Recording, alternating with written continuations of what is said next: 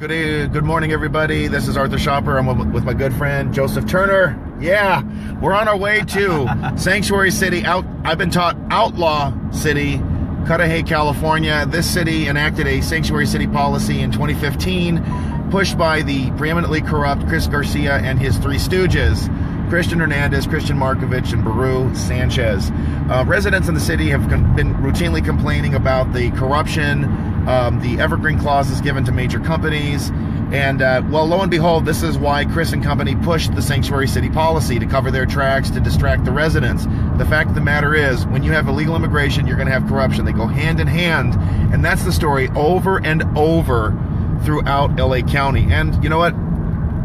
Joseph here's doing something about it. We're going to file this initiative. Go. Let me put this so it's easier for you to. All right. Well, I'm going to be driving right now, so I'll talk Absolutely. about driving. So Absolutely. my name's Joseph Turner, and I'm the founder of a group called American Children First.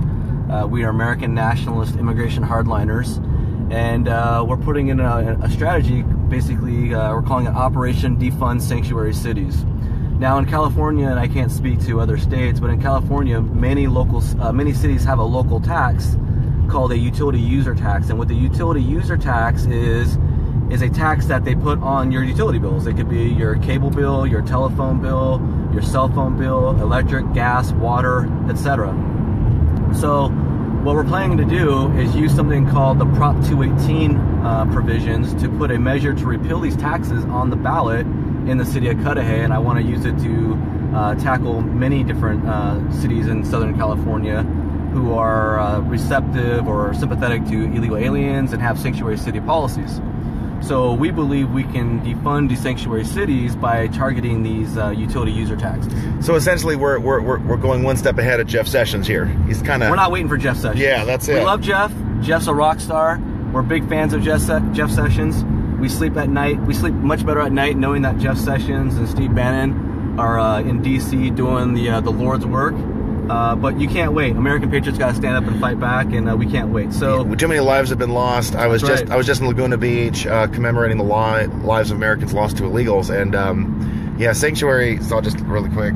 So like sanctuary cities are.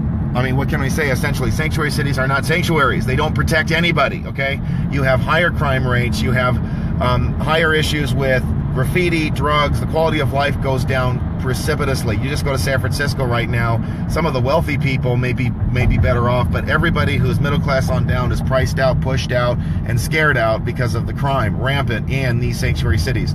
Cudahy has a disturbing rate as well. We're here to really put the city on notice. We're Joseph here taking the lead, pushing this initiative, which will be pretty easy to do actually with the city that's only what? Yeah, let's talk about that. So one of the things I want your live stream fans to take away from this whole video and this experience is that in California, we the individual have an incredible amount of power to effectuate change in our communities and in our region.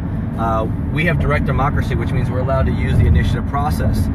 Now, what's really cool about Prop 218 is it was a taxpayer protection mechanism or measure passed by the voters back in 1996. And what it says is basically this: the voters, the people, have a right to repeal taxes, and all they have to do in order to vote on it is gather enough signatures that equal 5% of the total votes cast in the last election for governor. Now, to put that in perspective, in a city like Cudahy, we're good. We're back. It was just a resume. Just go ahead and repeat. Yeah. Okay, so basically, we have the initiative process, and Prop 18 allows us to put the repeal measure on the ballot, and all we have to do is get the total number of signatures that equal 5% of the votes cast in the last election for governor. So in Cudahy, only 1,260 some people voted for the governor back in 2014, November 2014. That's in Cudahy. That's in Cudahy. Oh, wow. So in Cudahy, we have to get 5% of that number. Well, it doesn't take a rocket scientist to show you that it only need around 62 signatures to qualify that for the ballot. So get this. It costs $200 for an American citizen to file an initiative at the local level, right? Where you pay $200, plus you have to pay, that's the filing fee that you got to pay. Right. Then you got to pay a fee to publish it in the newspaper, a legal notice. And then you just got to print the petitions, and that's basically it.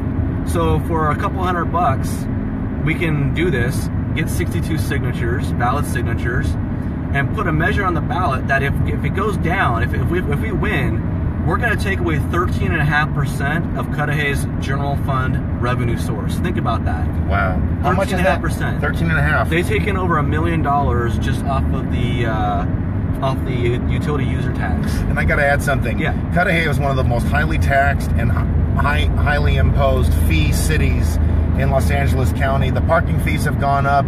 The other fees have gone up. It's extremely difficult for any business to open up in Cudahy because the paperwork is ridiculous. You know, we're seeing the vestiges of a lot of Mexican cartel corruption in this city. And there's a band of residents I've seen at the city council meetings which have been fighting against this. Plus special vendors are coming in. They're friends of the corrupt city council members. They get lucrative contracts. The city attorney, Rick Olivares, the son of Lucille Roybal Allard, donated 25 grand to the mayor, Chris Garcia. I mean, this is how deep the corruption gets. I mean, there's no law, there's no rule of law, there's no equity in this city. It's all corruption. It's all people going back and forth, scratching their backs at the expense of hardworking residents.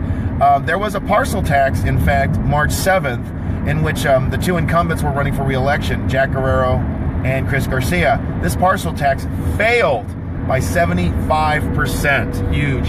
That's a huge margin. A parcel tax requires 2/3 of the people to support it for it to go into effect.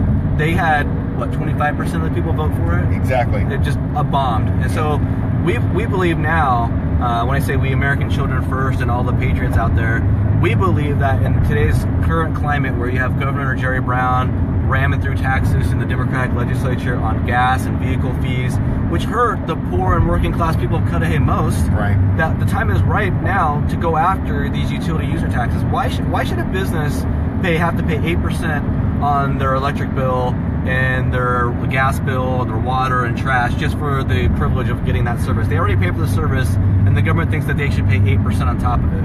Why should the people of Cudahy who are working their butts off, hey, we might have issues with sanctuary city policies, we might have issues with illegal aliens, but by and large, we can all agree that there's hardworking people in the city of Cudahy, and they don't deserve to be robbed of their money by city council, which has a history of corruption.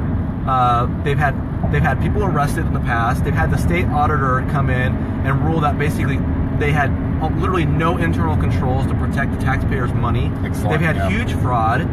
And you know, enough's enough. If you look at the budget for the city of Cudahy, the most recent budget, they've basically tripled the anticipated revenues that they're expecting to collect just off parking fees and fines.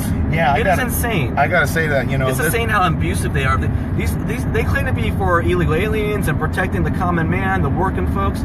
All they're doing is preying on the poor people of Cudahy who don't really understand the process of their local government and robbing them blind to feed their salaries, to feed their pension and health care benefits. It's a shame. I got to talk about that. Enough's enough. The city attorney is one of the most overpaid, local government officials in the county. He was fired from Temple City, and then Cudahy hires him.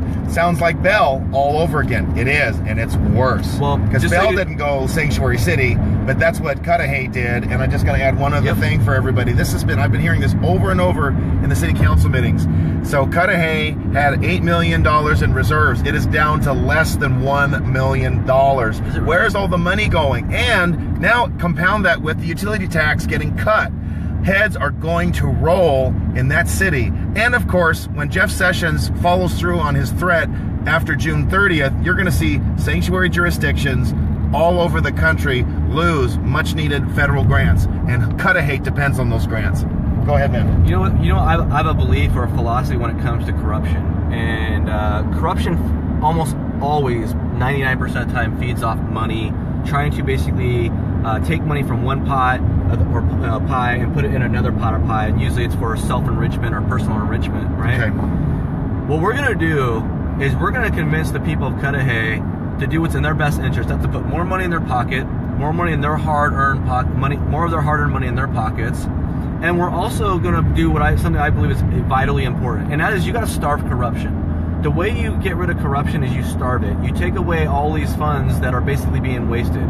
You know, they're going to come out and say, oh, if you support the repeal of this measure, you're voting to get rid of cops, and you're voting against rid of fire, and you're voting against rid of all these services. No, we're not. We're voting for fiscal accountability, and we're voting for transparency, and we're voting for using the money that taxpayers give you efficiently and stop wasting it on BS. Yep, absolutely. We're sending the message threatening and there's still jurisdictions that are toying with going sanctuary city. So there's also school districts that are so we also have these school districts that are toying with the idea of doing sanctuary campuses or sanctuary districts. Well, some of these districts have parcel taxes, and I want to go after the parcel taxes. If they don't want to pay, if they want to play ball, you know. So if you're watching, and this is sort of my final words till we get there and file. You as an individual watching this, especially if you live in California, you have immense power to basically to effectuate change. If you want to spend $200 on an initiative and file it in your city that has a utility user tax, get in touch with us. We'll give you the language. We'll give you I've done this before. This is not my first trip to the rodeo. So we will help you out. We will walk you through it and give you all the help and support that you need. And let's do this. Let's start spreading this around the state. Let's do it. And let's start fighting back. Absolutely. Let's make California great again. No more sanctuary cities. Cities for citizens. Citizen sanctuary. That's what I always say. All right. Stay tuned. We'll get the next live feed up when we file the paperwork. Which is going to be around 1 o'clock. Okay, so stay tuned. 1 p.m. We're going to have this live. Joseph and I putting in the paperwork to cut the funding to this sanctuary city, Cudahy.